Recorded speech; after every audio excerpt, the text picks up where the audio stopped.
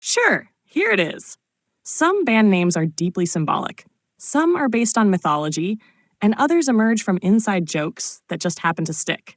Mr. the 1980s pop rock sensation known for their soaring melodies and polished production, falls into the latter category. With hits like Broken Wings and Kyrie, they cemented their place in music history.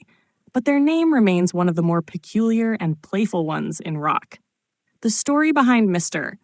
starts in the early 1980s when the band was formed by Richard Page, vocals, bass, and Steve George, keyboards, longtime collaborators who had previously been members of the group Pages. They were joined by Steve Ferris, guitar, and Pat Mastelotto, drums, to complete the lineup of what would become one of the defining bands of the mid-80s.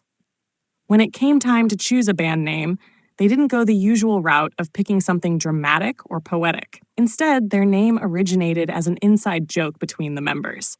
The inspiration came from the Weather Report song Mr. Gone and a running joke they had about addressing people as Mr.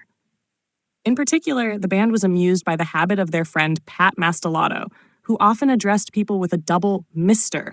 as a playful nickname, like saying Mr. instead of just Mr. The phrase caught on, and it was quirky enough to become their official band name. At first glance, Mr. doesn't seem to carry a deep or symbolic meaning, but in many ways, it reflected the band's smooth, sophisticated, yet slightly unconventional approach to pop rock. While other bands of the era were opting for names that sounded edgy or futuristic, Mr.'s name stood out simply because it was unusual, catchy, and a little bit humorous. The band's sound, however, was no joke. They hit it big with their 1985 album, Welcome to the Real World, which featured two massive hits, Broken Wings and Kyrie. Both songs topped the Billboard Hot 100, propelling them to international fame. Their polished blend of rock, pop, and new wave resonated with the MTV generation, and their emotional, atmospheric sound helped define mid-80s radio. Despite their success, Mr.'s time in the spotlight was relatively brief. After their follow-up album, Go On, 1987, failed to reach the same heights as its predecessor, and with changing trends in music, the band gradually faded from mainstream attention. By the early 90s, they had disbanded, with members moving on to other projects. Richard Page, for example, was offered the chance to join Toto and Chicago, but declined, instead focusing on songwriting and solo work.